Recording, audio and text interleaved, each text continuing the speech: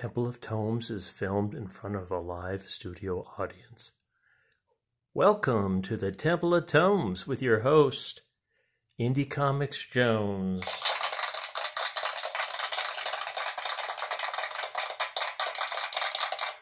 Hey, I hope all you guys are doing great out there. Doing okay here as it's, let's see, June 20th, 2020, and we did not hit 90 degrees today. Only got up to 89. However, the heat index is at 94. So it's a, I don't know what you call a shallow victory, I guess. It's still very warm out there, very muggy. Today we're going to talk about Robin, the 80th anniversary comic, and also from a year ago, Detective Comics 1000 featuring Batman. The only reason I'm doing these two, I was not going to do these two, but I'm stuck reading two more lengthy books. One is the Batman Giant 100-pager that sold at Walmart, and also some of the comic book stores I actually picked up at the comic book store by me, and also a 3-issue arc Fair Lady from Image Comics that came out about a year ago as well, and finish up that whole series I did. That will complete the Fair Lady arc completely, because I already did issues 1 and 2, and those were standalone stories. So issue 3, 4, 5 will be one arc, and we'll be doing those pretty soon. But I did want to put something out there. It's been a couple days, so I dug deep.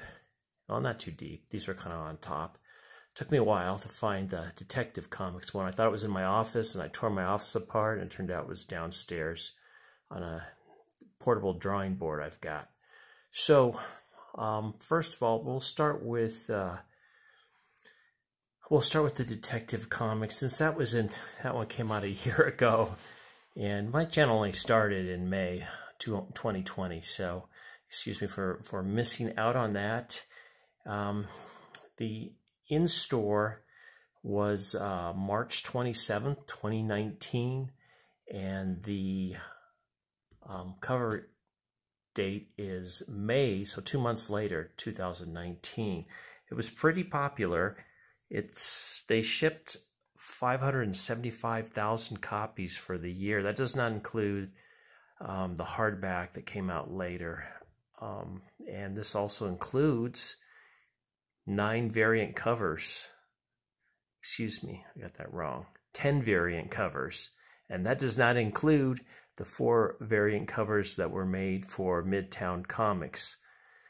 They got their own variant comics covers for this one, so they must buy a lot of comics.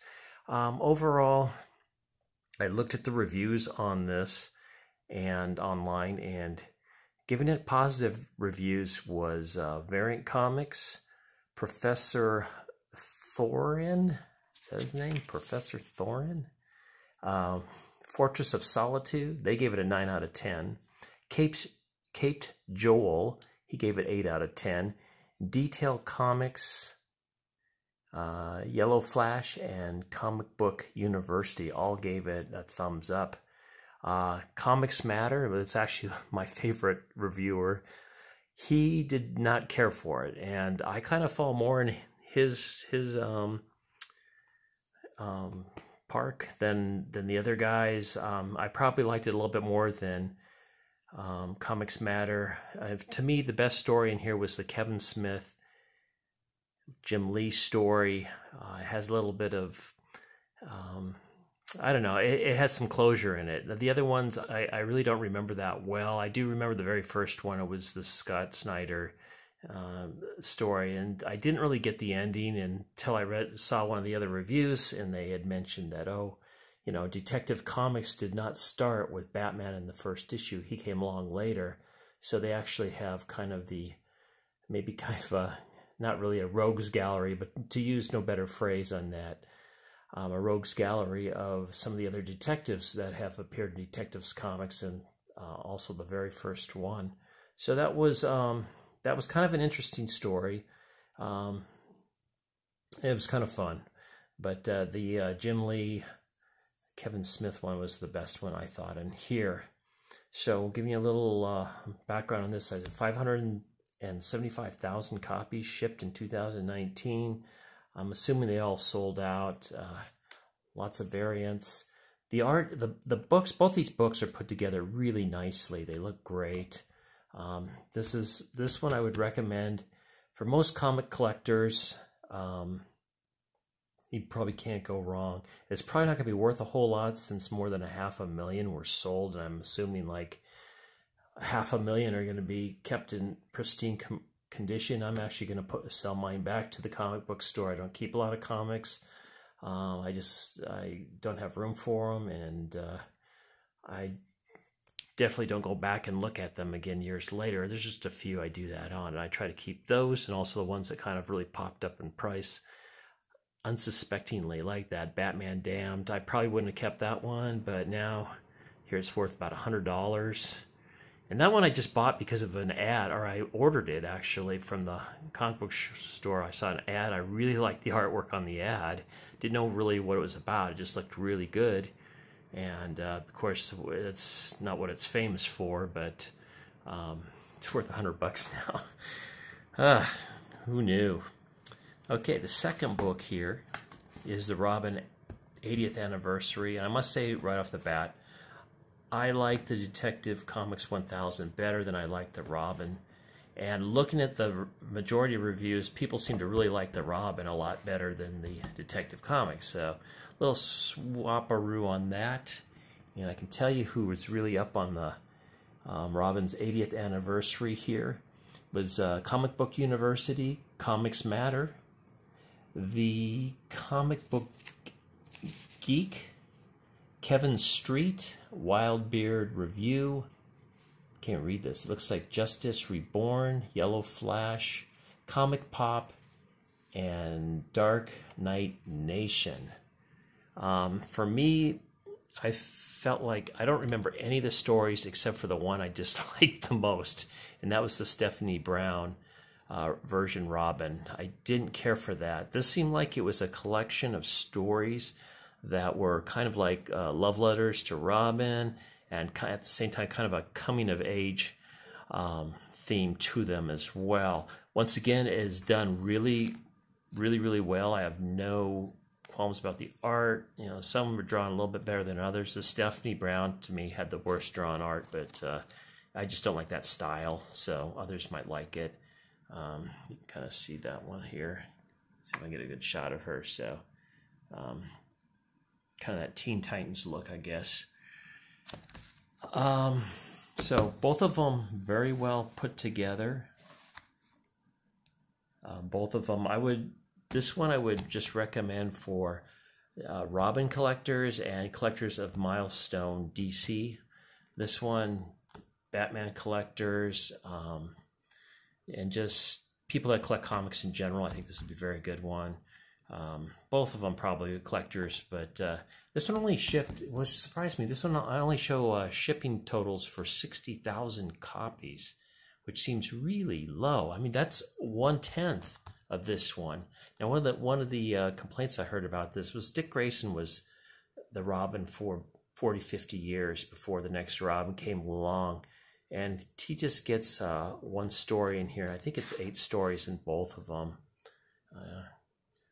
You can watch some of the other reviews. They go more in depth, tell you the stories. I'm not going to really go into it too much. I think this one has the stories in the back. So both are 8 stories.